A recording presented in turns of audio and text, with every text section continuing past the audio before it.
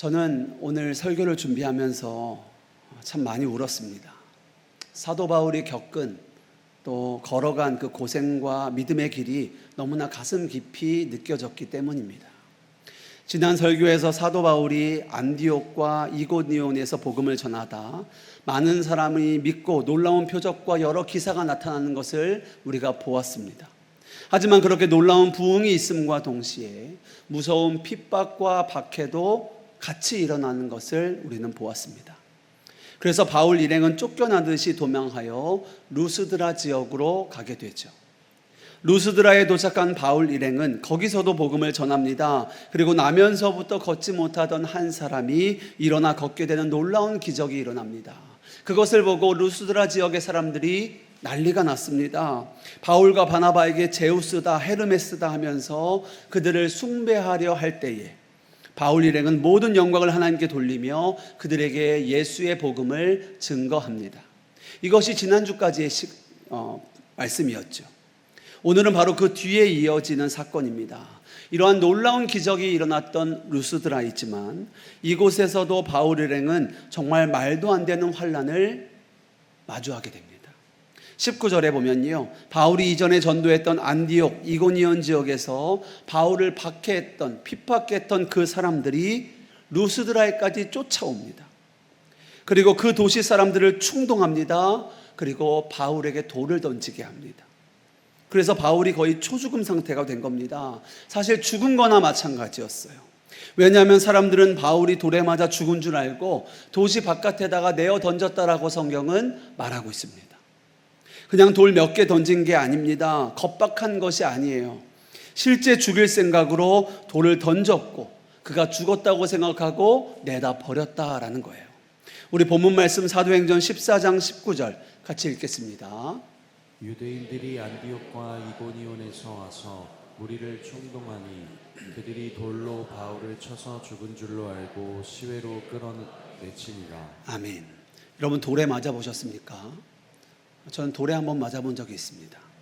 제가 중학교 2학년 때 학교에서 캠핑을 갔는데요, 밤에 아이들이 장난친다고 돌을 텐트로 막 던진 거예요. 그러다가 누구 하나가 엄청나게 큰 짱돌 하나를 던진 것 같습니다. 그 돌이 텐트 안에 있던 제 머리를 친 거죠. 그래서 제 머리에 피가 나고 병원에 가고 범인을 찾기 위해 난리가 났던 때가 있었습니다. 정말 그때 돌을 맞았을 때 제 정신이 혼미해지고 너무 아파서 한동안은 꼼짝도 못했던 그런 기억이 납니다. 여러분, 그런데 오늘 바울은요, 돌 한두 개 맞은 게 아니라요, 죽일 작정을 하고 돌을 계속 던진 거예요. 여러분, 이것은 유대인들이 고대 유대 사회에 있었던 투석형과는 또 다른 겁니다. 투석형은요, 고대 유대 사회의 사형 제도죠. 투석형은 엄격한 법적인 절차와 일정한 형식에 따라 진행됩니다. 그래서 탈무드에 보면요, 7년에 한 번이라도 이 투석형을 선고한 법원은 가혹하다라고 말할 정도였어요. 그러니까 7년에 한 번 정도도 잘 일어나지 않는 그 사형제도가 투석형이었다는 거죠. 자, 그런데 오늘 루스드라 지역에서 사도 바울을 향한 투석 사건은요, 법적 절차적 사형 집행이 아닙니다. 선동된 무리가 일으킨 폭동의 형태예요. 무슨 말입니까? 바울은 선동된 무리들에게 매우 폭력적이고 비이성적인 방식으로 돌에 맞았다는 거예요. 무방비로 돌에 맞아 피 흘려 죽어가는 사도 바울의 모습, 여러분 상상이 되십니까? 그는 지금까지 이런 일을 당해본 적은 없었던 것 같아요. 그는 바리새인 중에 바리새인이요, 율법으로는 흠이 없었고, 그리고 유대 사회에서도 누구보다 인정을 받았던 사람입니다. 그런 바울이 돌에 맞는 고통과 비통함이 얼마나 컸겠습니까? 자기가 어떤 죄를 지은 것도 아니고요, 어떤 악을 행한 것도 아니었어요. 제가 이 말씀을 묵상하는데 눈물이 멈추지를 않았습니다. 돌에 맞아 죽어가는 그 바울의 고통, 그 마음의 애통함이 감히 상상이 안 되는 거예요.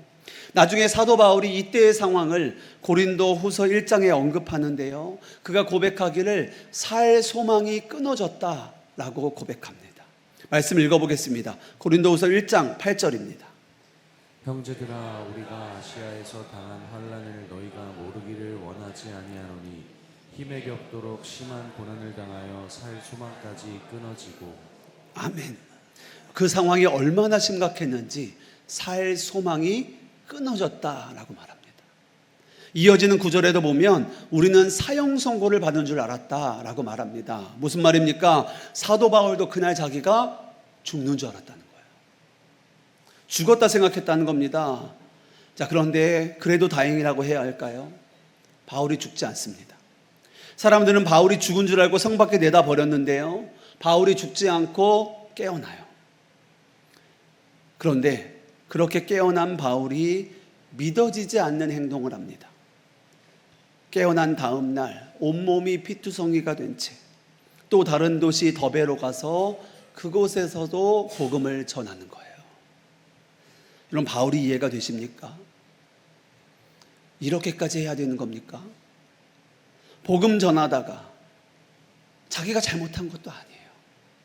하나님의 뜻대로 살기 위해서 복음 전하다가 돌을 맞았어요. 죽을 만큼 맞았어요. 죽다 살아났어요. 근데 그 몸으로 다시 일어나 복음을 전하러 더베로 가는 거예요. 며칠이라도 좀 쉬고 몸 추스린 다음에 간 거 아닙니다. 바로 하룻밤 지나고 250리 길을 걸어서 거기서도 복음을 전한다라는 거예요. 자, 그런데 그뿐이 아닙니다.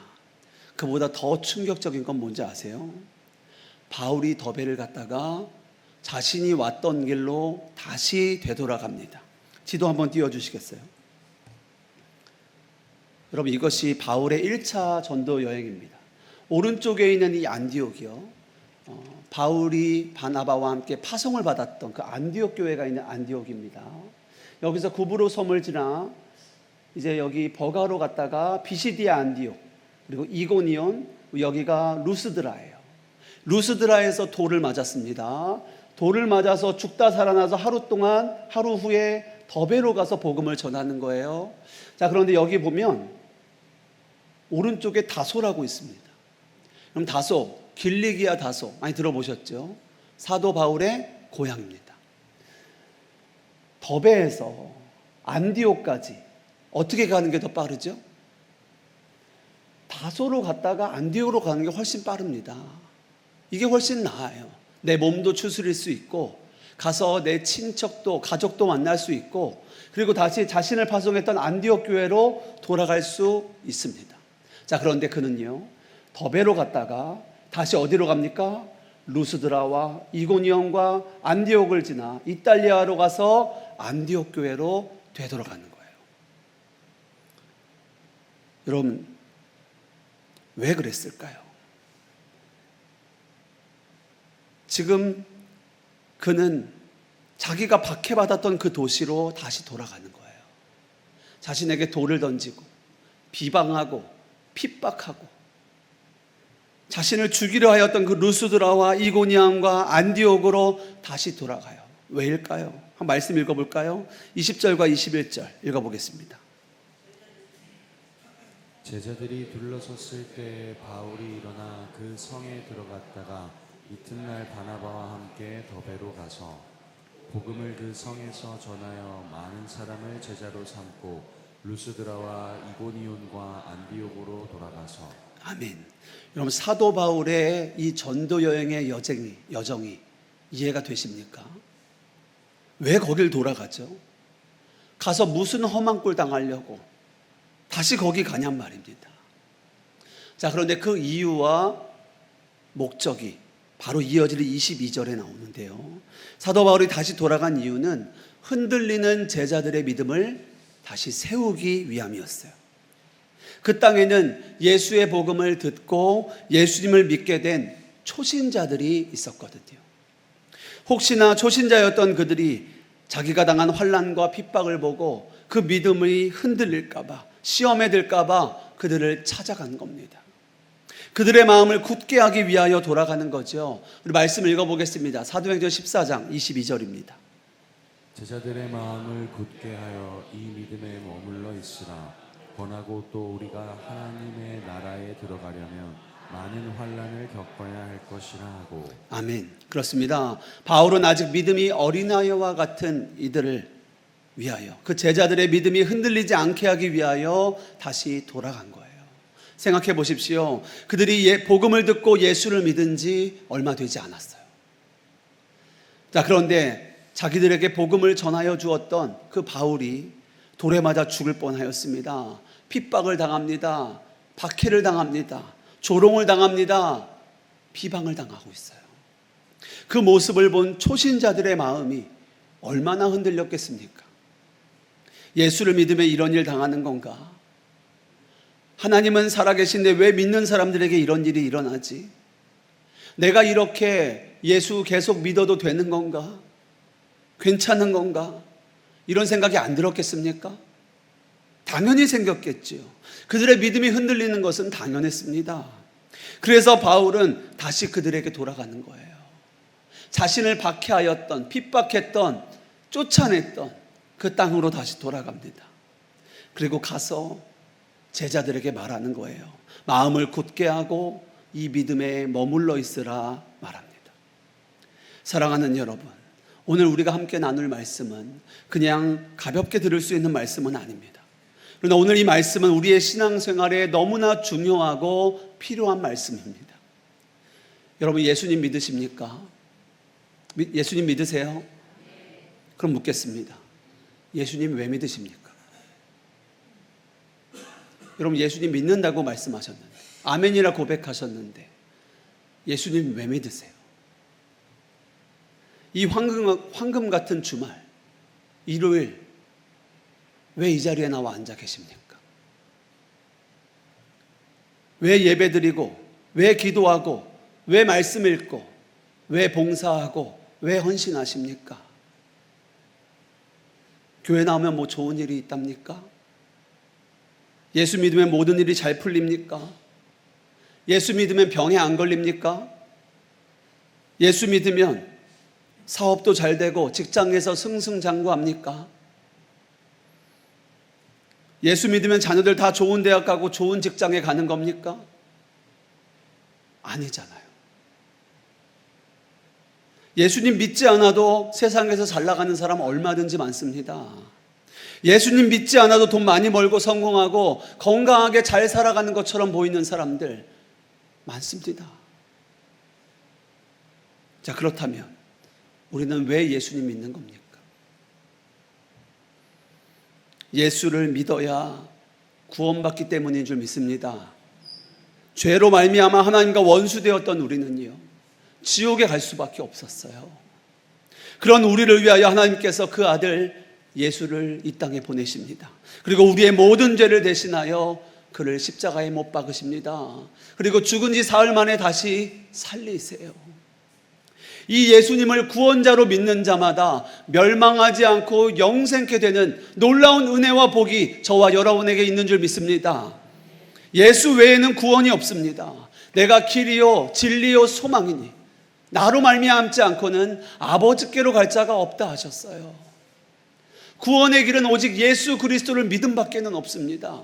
하나님이 세상을 이처럼 사랑하사 독생자를 주셨으니 이는 그를 믿는 자마다 멸망하지 않고 영생을 얻게 하려 하심이라. 이 놀라운 은혜와 복이 예수를 믿는 자들에게 임하는 거예요. 그래서 우리는 예수 믿는 겁니다. 그렇습니다. 우리의 소망은 이 땅에 있지 않습니다. 주 예수 그리스도가 다스리시는 그 나라, 죄와 사망이 없고 눈물과 고통이 없으며 영원히 하나님과 함께하는 그 하나님 나라가 우리의 소망인 줄 믿습니다. 우리는 이 땅에서 영원히 사는 사람들이 아닙니다. 잠시 이 땅을 거쳐가는 나그네일 뿐이에요. 우리에게는 하늘 본향이 있습니다. 그리고 주님 다시 오시는 그날 우리는 주님과 함께 그 나라에서 영원히 거할 거예요. 우리는 그 믿음을 가지고 이 세상을 살아가는 겁니다. 그러므로 믿음은 무엇입니까? 예수를 믿는다는 것은 이 땅에서 더 편안하게 살고자 하는 것이 아닌 거예요. 이 땅에서 끝까지 믿음을 지키며 하나님 나라를 바라보며 소망하며 살아가는 것이 믿음인 줄 믿습니다. 그렇기 때문에 이 믿음의 길에는 환난도 있습니다. 때로는 눈물도 있습니다. 때로는 손해도 있습니다. 때로는 이해할 수 없는 일이 우리에게도 일어납니다. 그러나 그 모든 순간에도 우리가 붙들어야 할 대상은 오직 예수 그리스도 한 분인 거예요. 그 하나님 나라를 바라보며 우리는 이 믿음의 길을 걸어가는 겁니다. 오늘 바울이 그것을 우리에게 보여줍니다. 그는 돌에 맞아 죽을 뻔했어요. 사람들은 그가 죽은 줄 알고 성 밖에 내다 버립니다. 그런데 다시 일어나 더베로 가서 거기서도 복음을 전합니다. 왜 그렇습니까? 사도 바울에게는 예수 그리스도에 대한 믿음과 하나님 나라를 향한 소망이 있었기 때문인 줄 믿습니다. 그리고 바울에게는 이 땅에서 하나님께서 맡기신 사명이 있었습니다. 하나님이 부르시는 그날까지, 내가 하나님 나라 가는 그날까지 그는 하나님께서 그에게 맡기신 그 사명을 끝까지 충성되이 감당하는 거예요. 아직도 복음을 듣지 못한 사람들이 있습니다. 아직도 예수님을 알지 못하는 이들이 있습니다. 그들을 그냥 내버려 둘 수가 없는 거예요. 그래서 바울은 다시 일어납니다. 그리고 나아가는 거예요. 그리고 전하는 거예요. 그리고 가르치는 거예요. 여러분, 이것이 믿음으로 산다는 겁니다. 믿음은 단순히 교회 다니는 거 아닙니다. 종교란에 기독교라고 적는 것이 믿음이 아닙니다.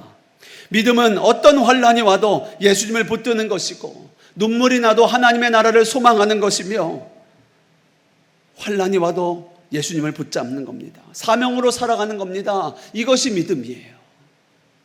그래서 오늘은 이 세상에서 어떻게 믿음을 지키고 우리가 믿음으로 살아갈 수 있는가? 오늘 사도 바울이 다시 돌아가서 제자들에게 권면한 그 내용을 중심으로 함께 말씀을 살펴보고자 합니다. 첫 번째, 믿음을 지키고 믿음으로 살려면요, 환난이 와도 마음을 굳게 하십시오. 우리가 믿음을 지키기 위하여 해야 할 일은 환난이 와도 그것을 이상히 여기지 말고 마음을 굳게 하는 것입니다. 우리 본문 말씀 22절 다시 한번 읽겠습니다. 제자들의 마음을 굳게 하여 이 믿음에 머물러 있으라. 권하고 또 우리가 하나님의 나라에 들어가려면 많은 환난을 겪어야 할 것이라 하고. 아멘. 바울이 제자들에게 가장 먼저 한 말은요, 마음을 굳게 하라라는 겁니다. 여기서 마음을 굳게 한다라는 것은 단순히 힘내라 하는 게 아니에요. 흔들리는 것을 붙잡아 세운다는 겁니다. 바울은 제자들에게 인간적인 위로나 어떤 격려를 하지 않습니다. 바울이 이제 나는 괜찮다고, 다음에는 이런 일 일어나지 않을 거라고 그런 말 하지 않습니다. 오히려 정반대의 이야기를 합니다. 우리가 하나님의 나라에 들어가려면 많은 환난을 겪을 거라는 거예요. 여러분, 이것이 성경에서 가르쳐주는 믿음의 길입니다. 예수를 믿으면 모든 일이 잘 풀리고 병도 안 걸리고 사업도 잘 되고 자녀도 다 좋은 대학 직장 가고 아무 문제 없는 평탄한 인생을 산다고 성경은 말하고 있지 않습니다. 예수님께서도 제자들에게 분명히 말씀하셨습니다. 세상에서 너희가 환난을 당하나 담대하라. 내가 세상을 이기었노라 말씀하셨어요. 무슨 의미입니까? 환난이 오는 것은 이상한 일이 아니라는 거예요. 환난은 반드시 믿음이 없어서 오는 거 아닙니다. 오히려 믿음 때문에 오는 환난도 있다는 거예요. 오늘 바울을 보십시오. 그가 왜 돌에 맞았습니까? 그가 잘못해서가 아니에요. 그가 하나님의 뜻대로 살았기 때문입니다. 복음을 전하는 복음의 증인되었기 때문에 그는 돌을 맞았어요. 예수님을 믿기 때문에 오는 핍박이 있습니다. 예수님을 전하기 때문에 받는 핍박이 있어요. 믿음 때문에 감당해야 하는 어려움이 있습니다. 가정에서 예수님을 믿는다고 핍박받을 수 있습니다. 직장에서, 사업장에서 정직하게 살려고 하다가 손해볼 수도 있습니다. 믿음을 지킨다고 사람들에게 조롱과 비방을 받을 수도 있습니다. 우리가 그런 환난을 당할 때 우리도 흔들릴 수 있습니다. 그러나 바로 그때가 믿음을 사용해야 하는 때입니다. 마음을 굳게 하십시오. 어떻게든 이 악물고 버티고 참으라는 말씀이 아닙니다. 환난 때문에 흔들리는 마음을 다시 예수 그리스도께로 돌이키라는 거예요. 내 상황과 처지를 바라보지 마시고 우리의 시선을 예수 그리스도께 고정하십시오. 사람을 바라보지 마시고 예수님을 바라보십시오. 문제를 바라보지 마시고 십자가를 바라보십시오. 사랑하는 여러분, 믿음이 좋은 사람은 한 번도 흔들리지 않는 사람이 아닙니다. 흔들릴 때마다 다시 주님을 붙드는 사람이 믿음의 사람인 줄 믿습니다. 잘 될 때 하나님을 믿는 것은요, 누구나 다 할 수 있습니다. 그러나 진짜 믿음은 언제 드러납니까? 기도에도 응답이 보이지 않을 때입니다. 하나님을 열심히 섬기고 봉사하는데 상황은 더 어려워질 때입니다. 믿음을 지키며 산다는 것은 그런 때에도 어떠한 상황에서도 믿음을 붙잡는 겁니다. 그게 믿음의 길이에요. 잘 될 때 하나님을 믿는 것보다 어려운 중에 하나님을 믿는 것이 더 강력한 간증입니다. 응답받았을 때 감사하는 것보다 응답이 아직 보이지 않았을 때에도 하나님께 감사하는 것이 더 강력한 믿음입니다.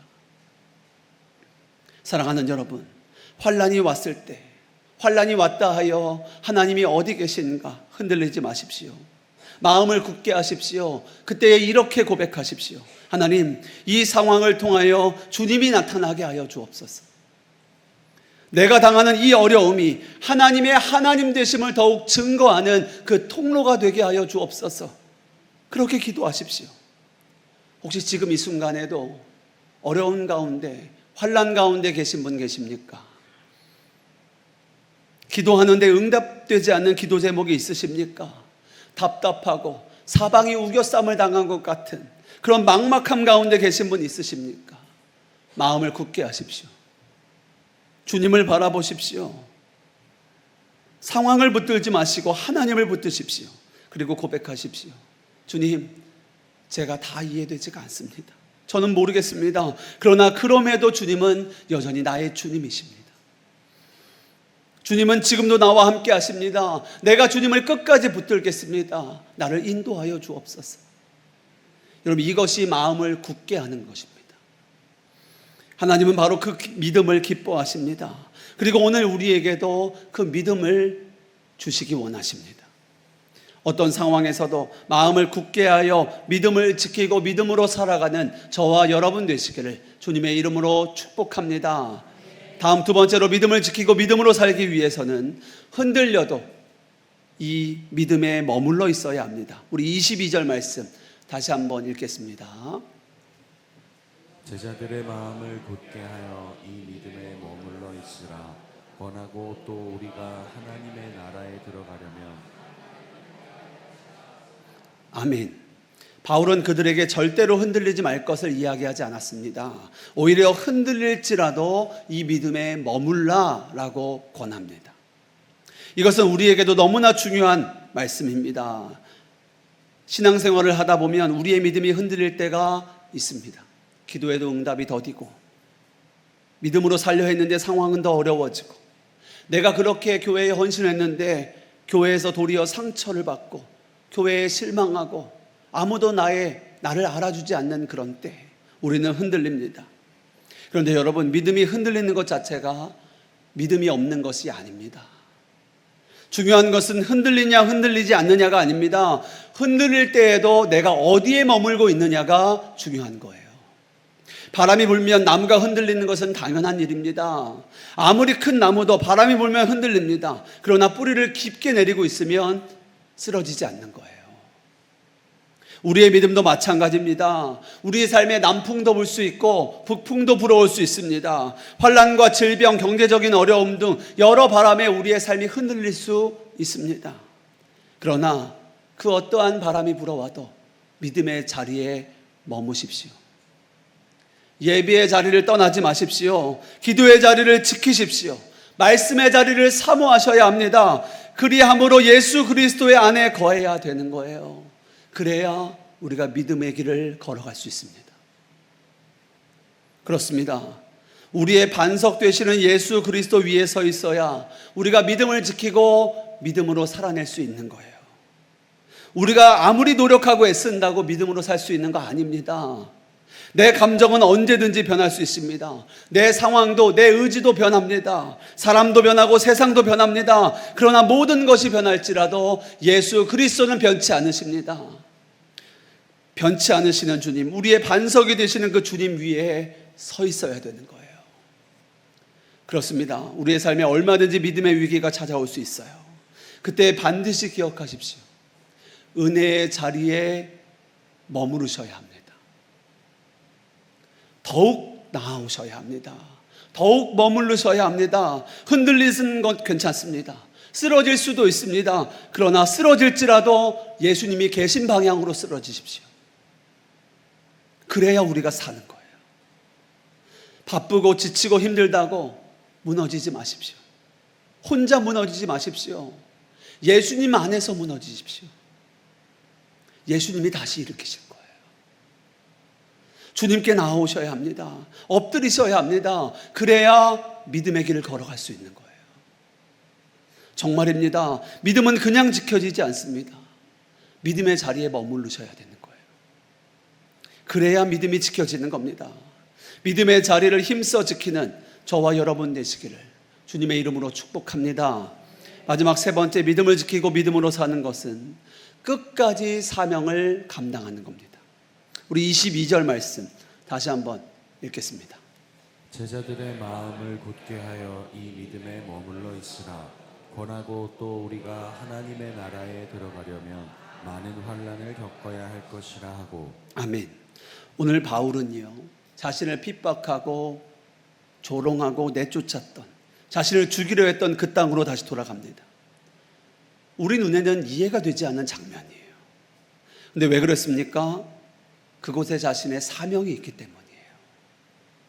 아직 자신이 돌아보아야 할 성도들이 있었기 때문입니다. 믿음이 어린 제자들이 있었고, 그들이 믿음 위에 다시 굳게 세워지도록 그들을 격려하고 위로하고 가르쳐야 했습니다. 그래서 사도 바울은 다시 돌아가는 거예요. 여러분, 바울은요, 말로만 가르치지 않았습니다. 자신의 삶으로 믿음을 보여주었습니다. 우리가 하나님 나라 들어가려면 여러 환난을 당해야 합니다. 많은 고난이 있을 겁니다. 겪어야 합니다. 이 말을 설교나 강의로 가르친 게 아닙니다. 자신의 몸에 난 상처로 가르쳤어요. 보여주었습니다. 바울은 자신의 삶을 통하여 그들에게 믿음의 길이 무엇인지를 보여주었어요. 그렇습니다. 믿음은 말이 아니라 삶으로 증명되는 거예요. 여러분의 삶에 예수의 흔적이 있습니까? 예수로 살아간 사람은, 사명을 감당하는 사람은요, 그 몸에 그 흔적이 남을 수밖에 없습니다.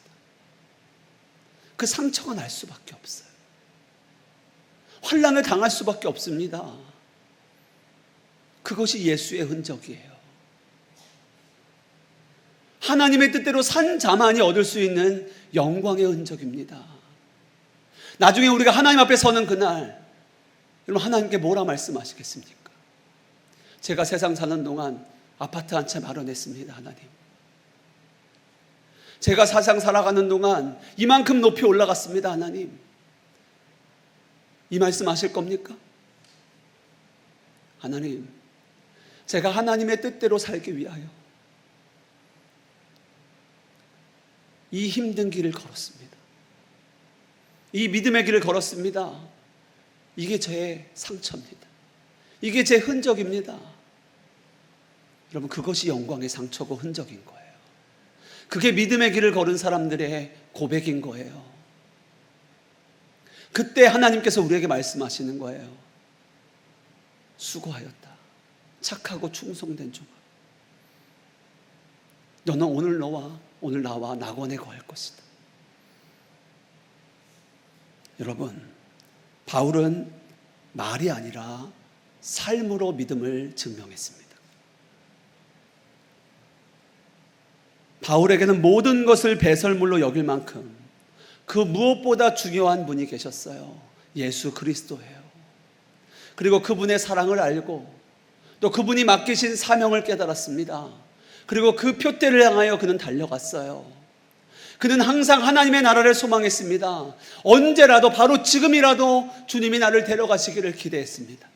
그러나 하루하루 하나님이 맡겨주신 하루하루를 믿음으로 살아갔어요. 사명을 향해 달려갔습니다. 그리고 그 길을 마치는 그날까지 그는 자신의 생명조차 조금도 귀한 것으로 여기지 않았어요. 이 고백이 사도행전 20장에 나옵니다. 우리 함께 읽어보겠습니다. 사도행전 20장 24절입니다. 내가 달려갈 길과 주 예수께 받은 사명 곧 하나님의 은혜의 복음을 증언하는 일을 마치려 하면은 나의 생명조차 조금도 귀한 것으로 여기지 아니하노라. 아멘. 여러분, 이것이 믿음입니다. 믿음은요, 단순히 어떤 어려움을 참고 견디는 것 정도가 아닙니다. 내 인생을 하나님께 온전히 맡기고 하나님께서 나에게 맡기신 일을 끝까지 충성되이 감당하는 것, 이것이 믿음이에요. 그런데 우리는 대부분 어려움을 만날 때 어떻게 합니까? 시간이 바빠지면 예배의 자리를 가장 먼저 뺍니다. 재정이 부족하면 헌금을 가장 먼저 줄입니다. 힘들고 지치면 하나님 맡기신 사명을 가장 먼저 내어놓습니다. 하나님, 이제 못하겠습니다. 이 정도면 충분하지 않습니까? 하나님, 저는 여기까지만 하겠습니다. 물론 우리에게 힘들고 지칠 때가 있습니다. 잠시 쉬어야 할 때도 있습니다. 지친 몸과 마음과 내 상황을 재정비해야 할 때도 있습니다. 그러나 여러분, 하나님께서 저와 여러분에게 맡기신 그 사명까지 포기하시면 안 되는 거예요. 왜 그렇습니까? 우리 인생의 주인은 내가 아니라 하나님이시기 때문이에요. 우리에게 생명을 주신 분도 하나님이시요, 우리에게 믿음을 주신 것도 하나님이시요, 우리에게 사명을 맡기신 것도 여호와 하나님이시기 때문입니다. YM이라는 선교단체가 있습니다. 우리나라에는 예수전도단이라는 이름으로 우리에게 잘 알려졌습니다. 이 선교단체를 처음 세운 이가 로렌 커닝햄인데요, 지금은 돌아가셨습니다. 그분이 쓴 책 중에 내 신을 벗으라 라는 책이 있습니다. 거기 보면 그가 사명에 순종하는 그 과정 중에 겪은 이야기, 에피소드가 나오는데요, 로렌 커닝햄은 YM을 시작하면서 자기가 속하였던 교단의 목사직을 내려놓아야 했습니다. 좋은 교회 사역지도 포기했어야 했고 친척이 제안하는 수백만 달러의 사업도 거절해야 했습니다. 그런데 교단 본부에 가서 목사직을 내려놓고 집으로 돌아오던 그 길에 고속도로에서 그는 대형 교통사고를 당하게 됩니다. 기절했다 깨어보니까 온몸에 피가 흐르고 있고 아내는 옆에 없는 거예요. 튕겨져 나간 겁니다. 찾아보니까 몇 미터 떨어진 곳에 아내 달린이 쓰러져 있습니다. 로렌이 기어서 아내에게 가보니까요, 달린은 이미 호흡이 멎어 있어요. 로렌 커닝햄에게 참을 수 없는 눈물이 터져 나옵니다. 하나님, 이게 무슨 일입니까? 하나님, 왜 이렇게 하시는 겁니까? 그때 하나님의 음성이 들려옵니다. 로렌, 너는 이래도 나를 섬길 것이냐? 너는 이래도 여전히 나를 섬기겠느냐? 이 음성이 들려요. 로렌은 사막의 하늘을 바라보며 하나님께 대답합니다. 예, 주님, 그래도 당신을 섬기겠습니다. 이제 내 인생에 남은 것이라고 목숨밖에 없으니 이것도 당신께서 원하신다면 언제든지 취하실 수 있습니다. 잠시 후 주님의 말씀이 다시 들려옵니다. 달린을 위하여 기도하라. 달린이 죽었다고 생각했는데 달린을 위해 기도하라 하시니 그가 순종하여 기도합니다. 달린이 다시 숨을 쉬기 시작합니다. 지나가던 차가 마을에 가서 의사와 구급차를 데려오고 여러 번의 수술을 하고 아내도 회복되게 됩니다. 로렌 커닝햄은 그날 이후에 자신의 인생과 사역을 더욱 철저하게 하나님께 맡기게 되었노라 고백합니다. 그렇게 오직 하나님 한 분만 의지하여 세워진 선교단체가 예수전도단 단체인 거예요. 지금도 수많은 젊은이들이 훈련되고 선교사로 파송되는, 그렇게 하나님께 쓰임받는 단체가 되었습니다. 사랑하는 성도 여러분, 로렌 커닝햄이 끝까지 붙들었던 것은 자신의 안전이나 성공이 아닙니다. 하나님께서 주신 사명입니다. 주님 뜻대로 살겠습니다. 주님께 충성하겠습니다. 주님만 섬기겠습니다. 이것이 하나님께 맡기는 믿음인 거예요. 내가 원하는 결과가 이루어져야 주님을 따르는 것이 아닙니다. 내가 원하는 길이 열려져야 주님을 섬기는 것도 아니에요. 주님께서 나에게 무엇을 맡기시든지, 주님이 나를 어떠한 길로 인도하시든지 내 인생의 주인이 주님이심을 인정하며 하나님이 내게 맡겨진 그 사명을 끝까지 감당하는 것, 이것이 믿음의 길인 줄 믿습니다. 오늘 사도 바울도 마찬가지예요. 바울은 루스드라에서 돌에 맞아 죽을 뻔하고 버려집니다. 그러나 다시 그 땅으로 들어가 사명을 감당합니다. 왜 그렇습니까? 자신의 삶은 주님의 것이기 때문이에요. 내가 하나님께 나아가는, 하나님이 나를 부르시는 그날까지 그는 끝까지 사명을 감당합니다. 사랑하는 여러분, 우리의 신앙생활에도 이런 순간이 찾아옵니다. 너무나 힘겨워서 모든 것을 내려놓고 싶고 포기하고 싶은 거예요. 그때 우리에게 필요한 믿음이 이것입니다. 주님, 결과는 주님께 맡깁니다. 그러나 주님께서 나에게 맡기신 이 사명은 포기하지 않겠습니다. 주님, 제 형편은 주님께 맡기겠습니다. 그러나 예배는 포기하지 않겠습니다. 주님, 제 미래는 주님께 맡기겠습니다. 그러나 기도는 포기하지 않겠습니다. 이것이 믿음으로 살아가는 믿음의 길인 거예요. 결과는 주님께 맡기고 하나님이 부르신 자리에서 끝까지 사명을 감당하는 저와 여러분 되시기를 주님의 이름으로 축복합니다. 말씀을 정리하겠습니다. 사랑하는 성도 여러분, 오늘 본문과 사도 바울을 통하여 우리가 어떻게 믿음을 지키고 이 세상 가운데 믿음으로 살아갈지를 배웠습니다. 첫 번째, 환난이 와도 마음을 굳게 하십시오. 환난이 왔다고 하나님이 나를 버리신 것도 아니요, 우리를 떠나신 것도 아닙니다. 때로는 믿음 때문에 환난을 당할 수도 있습니다. 우리가 다 이해할 수 없을지라도 끝까지 마음을 굳게 하십시오. 두 번째, 흔들려도 믿음에 거하십시오. 중요한 것은 한 번도 흔들리지 않는 것이 아니라 흔들릴 때에 어디에 머무느냐입니다. 기도의 자리를 지키십시오. 예배의 자리를 사모하십시오. 말씀을 가까이 하십시오. 예수 그리스도 안에 머무셔야 하는 겁니다. 마지막 세 번째, 주님께 맡기고 끝까지 사명을 감당하십시오. 바울은 모든 것을 하나님께 맡겼습니다. 그리고 자신에게 주어진 사명을 살아냈습니다. 우리도 마찬가지입니다. 오늘 우리가 할 일은 모든 것 하나님께 맡기고 내게 맡겨진 자리에서 충성하는 거예요.